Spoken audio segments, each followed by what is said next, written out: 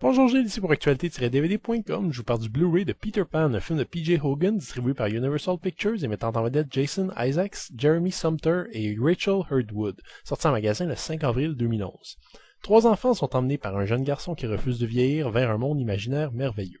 Ils y rencontreront des êtres magiques et terrifiants et devront affronter les sinistres plans du capitaine Crochet, un pirate retors qui en veut personnellement à Peter. La pièce de théâtre de James Matthew Barrie s'est déjà souvent vue adaptée au cinéma et la version de Walt Disney a probablement marqué l'imaginaire de toute une génération et représente en général le Peter Pan le plus célèbre de la culture populaire. Steven Spielberg a même essayé sa propre interprétation du conte, Hook, avec comme résultat une soupe indigeste et hyper américanisée qui, pour des raisons que je ne comprends pas vraiment, continue à attirer le respect et l'admiration de certains fans.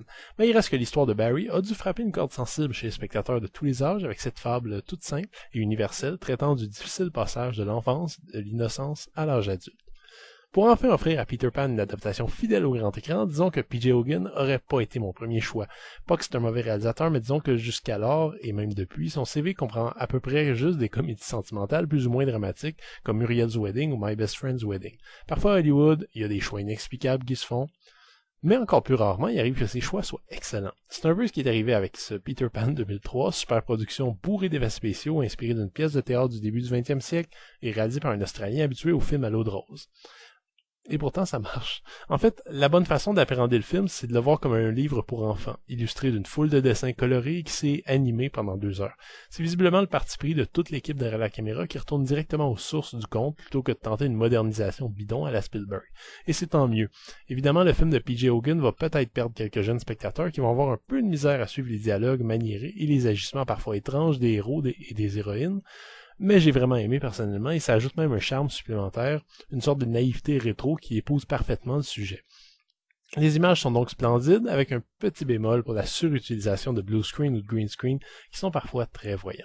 Côté interprétation, c'est un peu inégal. Les enfants perdus cabotinent à qui mieux et ont eu tendance à me faire décrocher, mais heureusement Jeremy Sumpter s'avère crédible dans le rôle titre et Rachel Hurd-Wood campe Wendy aux grands yeux parfois touchants.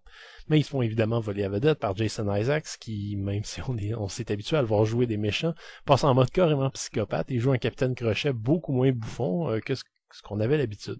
Cette fois-ci, Crochet n'hésite pas 2 secondes à percer ou tuer pour arriver à ses fins, quitte à terrifier les tout-petits qui passeront peut-être des nuits blanches après avoir vu le film.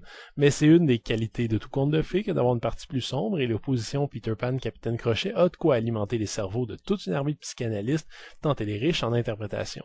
C'est pas un film parfait, certaines scènes et effets sont plus hésitants, le réalisateur perd un peu le contrôle de tout ce chaos à quelques petites reprises et la bande-son de James Newton Howard ne prend pas beaucoup de risques. Mais en tant que film familial à gros déploiement, Peter Pan s'illustre comme une alternative excellente et intelligemment conçue, demeurant fidèle aux matériaux de base, quitte à sortir parfois carrément des sentiers battus commerciaux.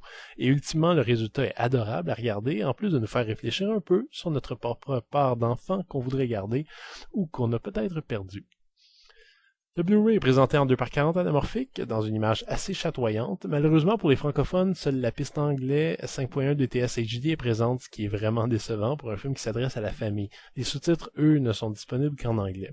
Et on ajoute à ça que tous les bonus qu'on trouvait sur le DVD du film ont disparu de ce Blu-ray. Vous trouverez donc rien, à part un lien vers le BD Live si vous êtes branché sur Internet.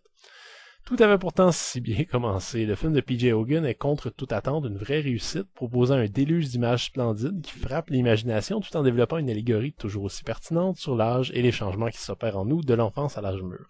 Même si l'image et le son sont irréprochables, l'absence de pistes françaises, de sous-titres français et du moindre bonus diminue à mon avis l'intérêt de ce Blu-ray.